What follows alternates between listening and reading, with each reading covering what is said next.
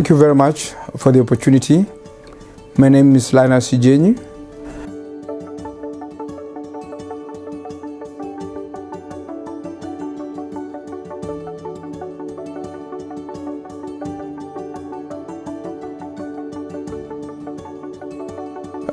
Thank you very much. I had the opportunity to visit the Eunji Park, and I got a shock of my life.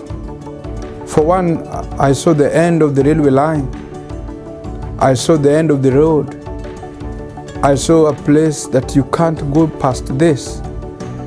For a moment, I was shocked and emotional, and I asked myself, why?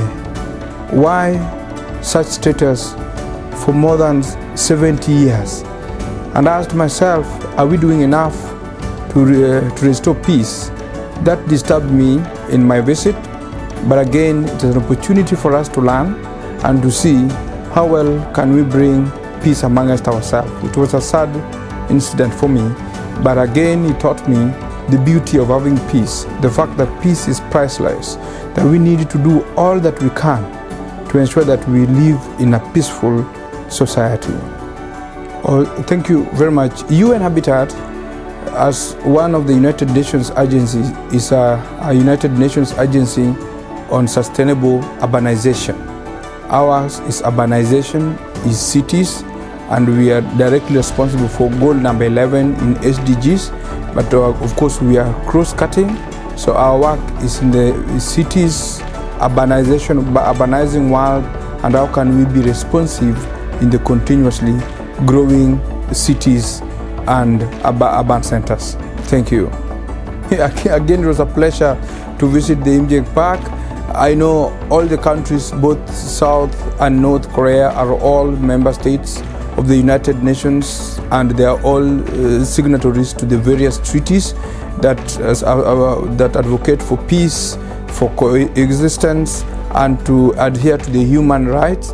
And we believe that UN is doing what they can, but they can do much more to bring lasting peace between the North and the South. I think a lot needs to be done to ensure that there's peaceful coexistence, and UN has an active role to play in that effect.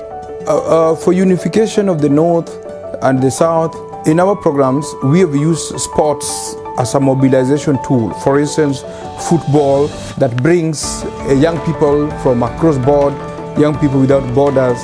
So I think sports could be an entry point where we can organize a youth sporting event involving South, North Korea, and maybe Japan, and we run a tournament. Through that, we can be able to share our different ideas on how to get sustainable peace, and also continuously engage on youth forums. We organize youth exchange programs, and the young people can see the benefits of peace, and we can be able to leverage on that.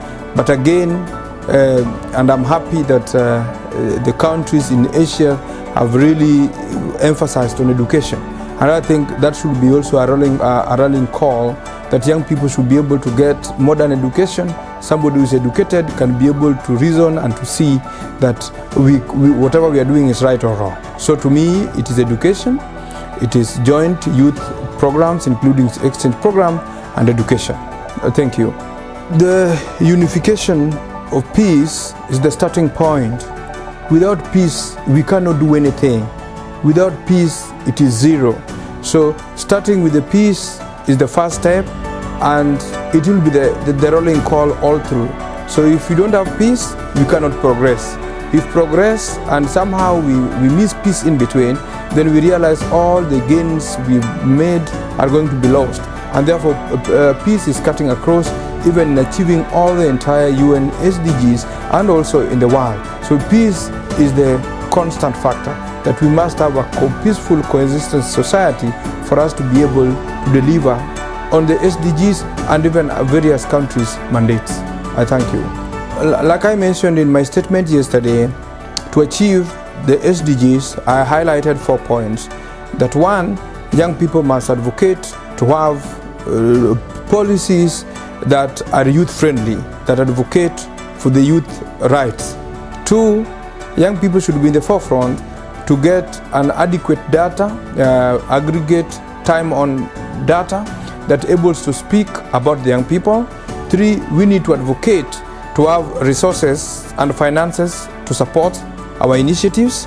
And lastly, we need to domesticate the SDGs. SDGs are 17 in number. We need to develop popular versions per country. How do we understand the various 17 goals so that every young person in various countries can be able to resonate with the various goals? So we need to domesticate them and develop what we call the popular versions. With that, but peace is the rallying call across board. That without peace we will be able to do very little. And therefore we have to maintain peace at all levels, and therefore then thereafter engage at the various levels of making sure that we engage our policy makers to develop policies that are youth friendly, to ensure that we have data that is responsive to our issues and talking to us, and we lobby to have sufficient resources for our activities, and lastly to domesticate the 17 SDG goals. I thank you very much, and thank you very much for the opportunity.